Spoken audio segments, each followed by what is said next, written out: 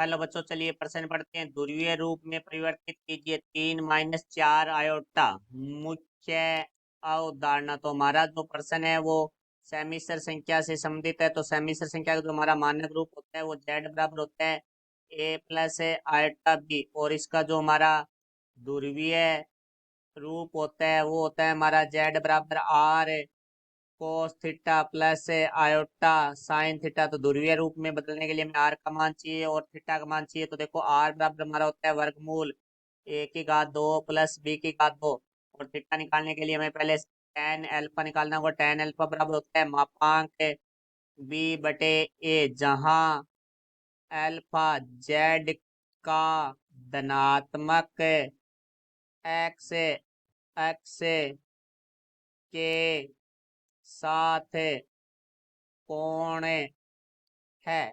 तो अब देखो यहाँ हम कोणांक के लिए बात करते हैं। तो कोणांक है हमारा जिसे हम थीटा से लिखते हैं वो हमारा होता है बराबर में एल्फा, यदि हमारा जो जेड है वो प्रथम चतुर्थांश में स्थित है, और यदि थीटा बराबर हमारा होगा पाई माइनस एल्फा, यदि जेड है वो हमारा द्वितीय चतुर्थांश में स्थित है, और थीटा बराबर हमारा होगा माइनस पाई माइनस अल्फा, यदि जेड है वो हमारा तीसरे चतुर्थांश में स्थित है, और थीटा बराबर हमारा होगा माइनस अल्फा, यदि जेड है वो हमारा चौथे चतुर्थांश में स्थित है। तो अब देखो हमें प्रश्न में दिया गया है जेड बराबर 3 - 4 आयोटा। तो देखो यहाँ से जो ए का मान है वो मानक रूप से हम तुलना करेंगे तो 3 हो जाएगा, और बी का मान है वो हमारा -4 हो जाएगा। ए है वो हमारा एक्स एक्स पे होता है, बी है वो वाई पे। तो यहाँ से देखो ये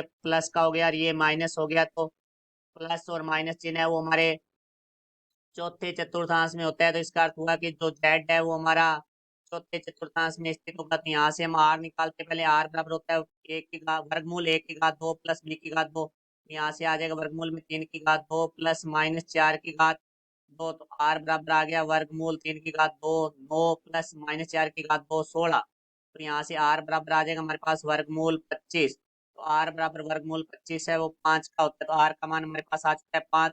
अब हम निकालेंगे टेन एल्फा। तो टेन एल्फा बराबर होता है मापांक बी बटे ए। तो यहाँ से बी का मान है वो हमारे पास है -4 बटा ए का मान है वो 3 है। तो यहाँ से देखो भाई टेन एल्फा बराबर हमारा आ जाएगा, क्योंकि मापांक है वो ऋणात्मक चिन्ह है तो धनात्मक कर देता है। तो यहाँ से आ गया 4/3। तो टेन एल्फा बराबर 4/3 आ चुका है।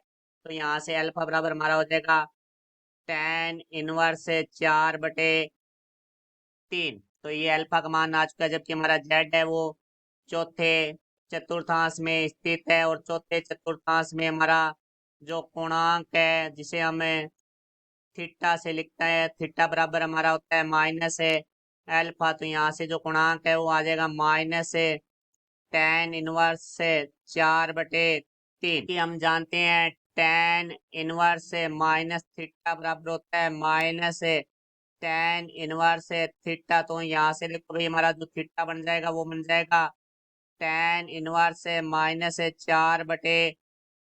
तो यहाँ से अब देखो हम ध्रुवीय रूप निकालेंगे। तो ध्रुवीय रूप है वो हमारा जेड का निम्न प्रकार से होगा। देखो आर का मान है हमारे पास है, तो आर का मान है हमारे पास है 5। यहाँ आ जाएगा 5 ब्रैकेट में कोस थीटा। थीटा का मान है हमारे पास है tan inverse -4/3 plus iota sine. हमारे पास जो थीटा का मान है वो है टेन इनवर्स -4/3। तो ये हमारा ध्रुवीय रूप हुआ। ये हमारे प्रश्न का उत्तर है। आशा करता हूँ समझ आया होगा। धन्यवाद।